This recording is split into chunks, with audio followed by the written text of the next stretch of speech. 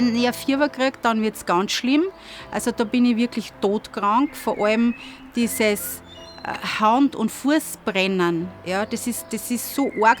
Du hast das Gefühl, du hast glühende Hände. Man ist einfach total gatsch, wie man halt, wenn man ein bisschen schwerer verkühlt ist, manchmal ist. Aber es war eben nach 3 Wochen nicht vorbei, sondern es hat halt dann wieder 9 Wochen gedauert. Dieses Lange, dass du dann nichts machen kannst, dass du nicht rausgehen kannst, dass du dich nicht bewegen kannst, das macht dann halt auch psychisch dann irgendwo mürbe. Ja, du denkst, du bist eh nur krank, du bist zu nichts Nutze.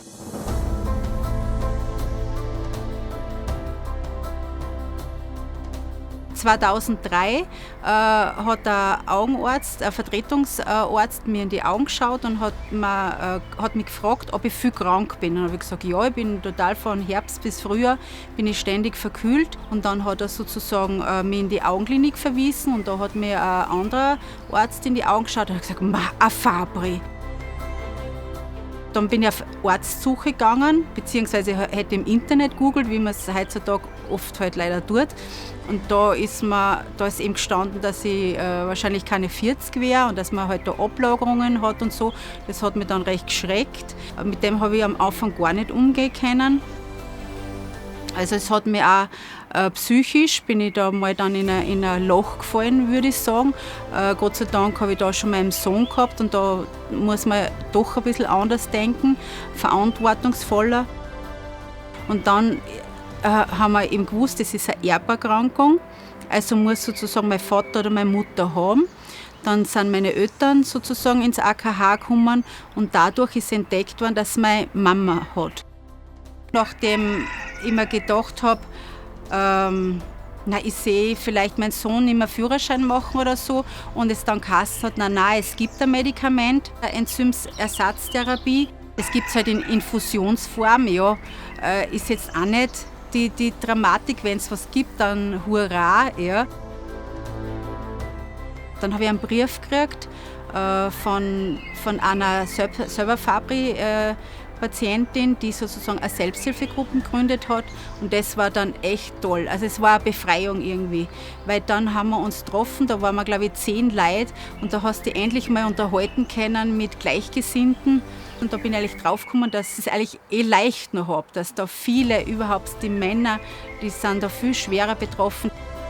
Also das Schwere war eigentlich nur mal, dass die Johanna sozusagen, dass ich mit der Geburt von der Johanna das erfahren habe.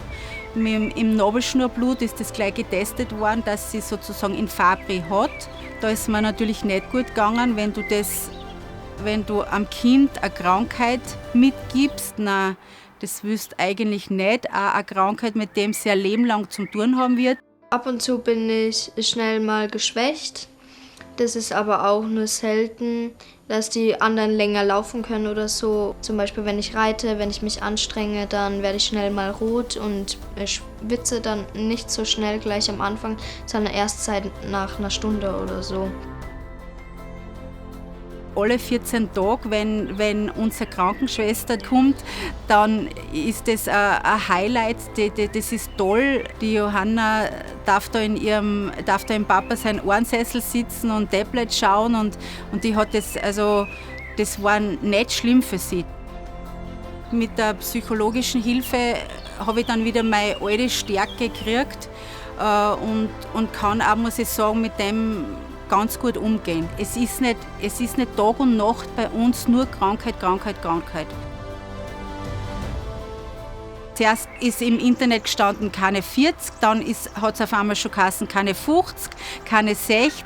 Also das ist alle paar Monate, sind 10 Jahre dazugekommen und dann habe ich irgendwann einmal gesagt, na super, und das ist halt irgendwie mein Ziel. Ja.